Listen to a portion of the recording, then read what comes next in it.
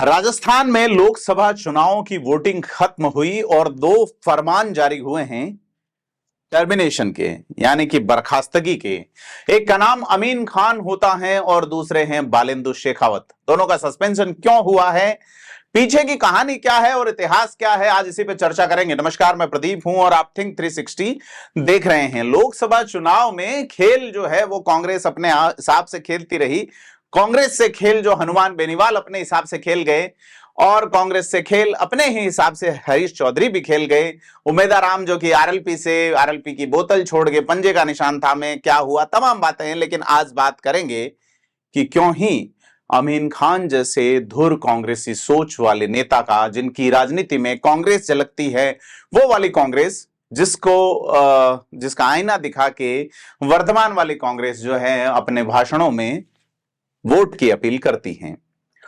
तो अशोक गहलोत जो है राजस्थान में राजनीति के जादूगर कहे जाते हैं। उनकी दीपेंद्र सिंह शेखावत से अदावत या अमीन खान से अदावत।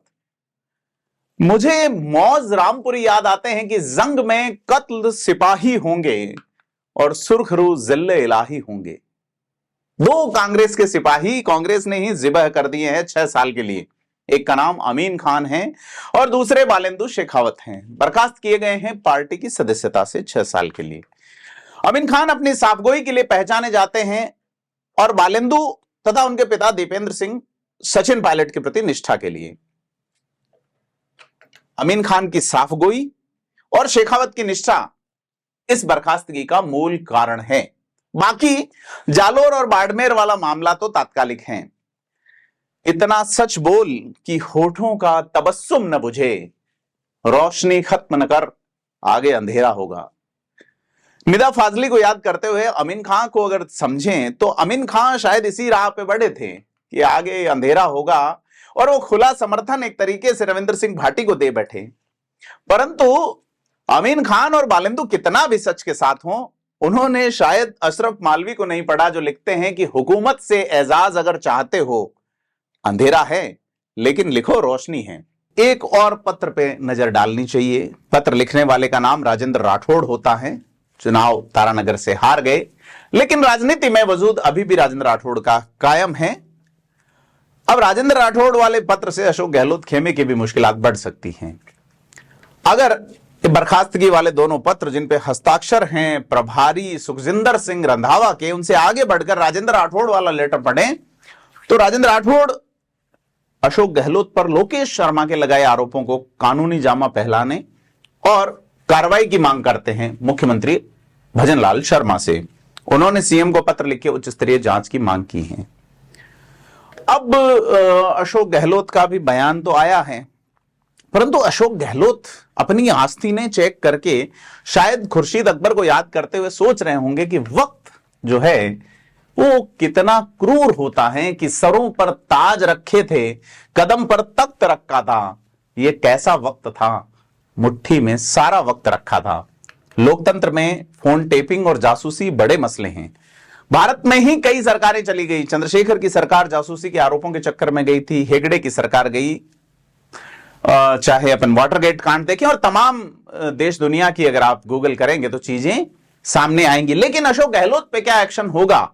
और अशोक गहलोत ने सियासी बयान भी दे दिया और कह डाला है कि लोकतंत्र खतरे में है और इस दौर में कुछ भी हो सकता है। पता ही नहीं चलता कि कितने चेहरे लगे हैं चेहरों पर, क्या हकीकत है और सियासत क्या। राजस्थान की राजनीति अब फिर से उबाल लेने वाली है। लगता है कि इस उबाल के लिए जो आंच लगानी है उसके लिए कागज राजेंद्र राठौड़ ने डाला है, लेकिन 1.25 महीने के इंतजार के बाद आग जोर पकड़ेगी। मई महीने में राजस्थान सरकार के बड़े नेता अलग अलग प्रदेशों में लोकसभा चुनावों के प्रचार पे रहेंगे।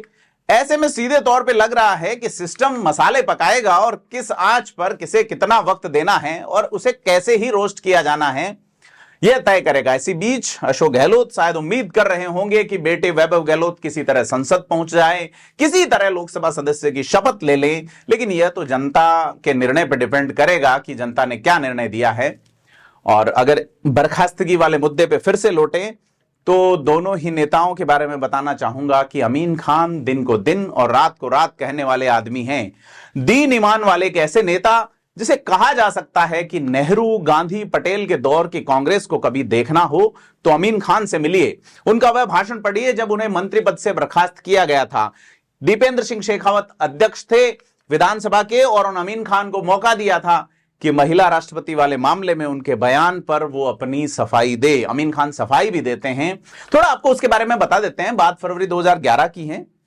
उस समय अशोक गहलोत सूबे के सीएम हुआ करते थे और अल्पसंख्यक मामलों के मंत्री थे अमीन खान।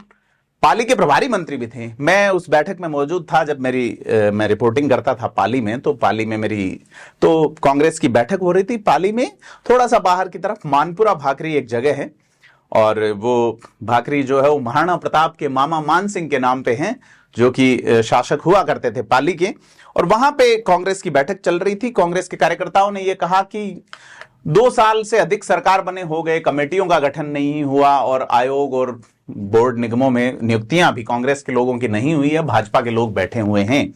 ऐसे में विरोध जताया। तो अमीन खान ने कहा कि कांग्रेस में जो समर्पित कार्यकर्ता है उनको एक दिन जरूर अच्छा मौका मिलता है। और उन्होंने उदाहरण दिया कि जब इंदिरा गांधी चुनाव नहीं जीती थी तब भी प्रतिभा पाटिल ने उनका साथ नहीं छोड़ा, साथ रहती थी, एक किचन में साथ खाना बनाती थी।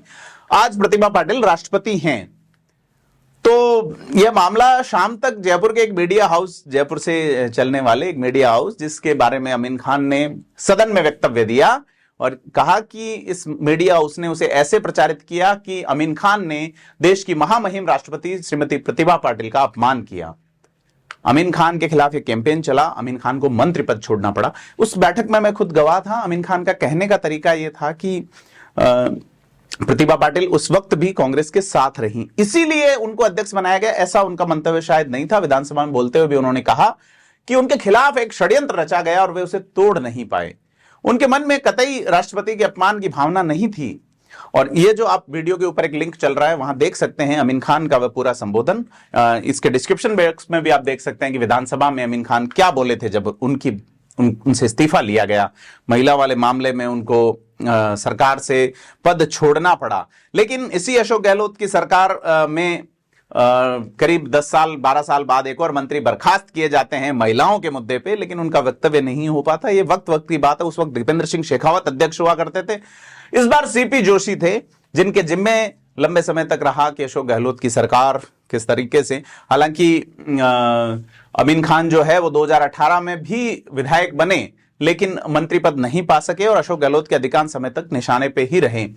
हालांकि कांग्रेस जो है वो पुरानी परंपराओं के कुछ रिलीफ चिन्ह दिखा के वोट मैनेजमेंट करती हैं, और अमीन खान को भी लगातार 10 बार एक विधानसभा शिव से टिकट दिया जाना इसी मैनेजमेंट का एक हिस्सा है। जबकि अब उन्हें टर्मिनेट किया गया है, तो इससे लगता है कि कांग्रेस के प्रभारी ने मूल्य और सिद्धांत वाली कांग्रेस को ही टर्मिनेट कर दिया है, खास करके मारवाड़ वाले इलाके में। क्योंकि 25 सितंबर वाली घटना जो कांग्रेस के खिलाफ यानी कि अध्यक्ष आलाकमान के खिलाफ खुली बगावत थी, उसके लोग जो है उनकी स्थिति क्या है। मतलब आप किसी के खास हैं तो क्या है, और आप अगर मूल्य और सिद्धांत पे हैं तो आप अपने मूल्य और सिद्धांत पकड़िए। लोग अपनी राजनीति पकड़ के रखे हुए हैं। बालेंदु शेखावत की ओर चलते हैं कि बालेंदु शेखावत का जो टर्मिनेशन हुआ है वह इसी वजह से हुआ है कि उन्होंने जालोर के राजपूतों में जाके प्रचार किया कि वैभव गहलोत को वोट नहीं दिया जाना है। बस बात अशोक गहलोत खेमे को खटकती है, बालेंदु कांग्रेस से आउट होते हैं। जो बंदा कभी उस इलाके का प्रभारी था, कांग्रेस का प्रदेश सचिव था, वह आउट हो गया है। बालेंदु के पिता दीपेंद्र सिंह शेखावत को अशोक गहलोत ने उस वक्त विधानसभा अध्यक्ष बनाया था जब वे दूसरी बार सीएम थे, और उनके पास विधायकों की संख्या 96 थी, यानी कितना 101 से 5 विधायक कम थे। दीपेंद्र सिंह ने बसपा के विधायकों का विलय करवाया और उस विधायी सदन को कम बहुमत के बावजूद अशोक गहलोत के लिए 5 साल प्रभावी ढंग से मैनेज किया। जब पायलट अध्यक्ष बने और कांग्रेस की कमान उनके हाथ में रही तो दीपेंद्र सिंह एक कांग्रेसी के नाते उनके समर्थन में प्रभावी काम करते रहे। जब पाला बदलने की बात आई तो दीपेंद्र इनकार करते हैं। गहलोत मुख्यमंत्री बने।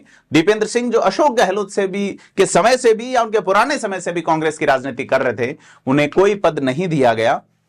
राजेंद्र गुढ़ा को अगर सुने अगर 2024 वाले लोकसभा चुनाव के प्रचार में, तो बोल भी गए कि 2023 में श्री माधोपुर में और उदयपुर वाटी में अशोक गहलोत की टीम ने घूम घूम कर दीपेंद्र सिंह और राजेंद्र गुढ़ा के खिलाफ प्रचार किया। दीपेंद्र सिंह चुनाव हार गए। राजेंद्र गुढ़ा शिवसेना से लड़ रहे थे, उनकी खिलाफत समझ में आती है, लेकिन ये इस तरह का आरोप राजेंद्र गुढ़ा लगा गए। अब यही तो सियासत है। दीपेंद्र सिंह के खिलाफ प्रचार हुआ, दीपेंद्र सिंह चुनाव हारे, बालेंदु जालोर पहुंचते और उन्होंने भी वैसा ही कुछ किया बताया।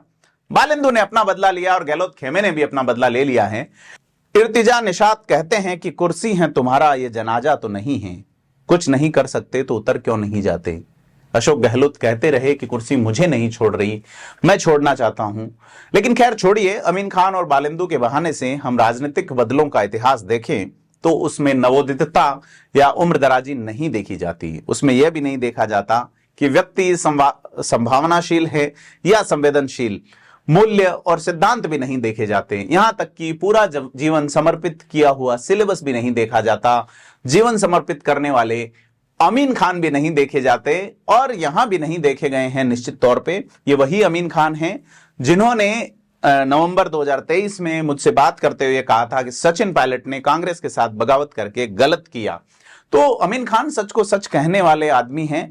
अब देखना यह है कि इस फोन टेपिंग और तमाम मसले को सचिन पायलट, कांग्रेस आलाकमान कैसे लेता और कैसे लेता है राजस्थान का सरकारी सिस्टम, जिस पर भी फोन टेपिंग वाले मामले में तमाम तरह के आरोप है। कांग्रेस का संगठन इन दो कांग्रेसियों की बर्खास्तगी के बाद खामोश हैं। ये लोग क्या करते हैं, तमाम बिंदुओं पर हम नजर बनाए रखेंगे। और आपसे अपील है कि आप थिंक 360 को सब्सक्राइब करें और वीडियो को लाइक शेयर जरूर करें। धन्यवाद।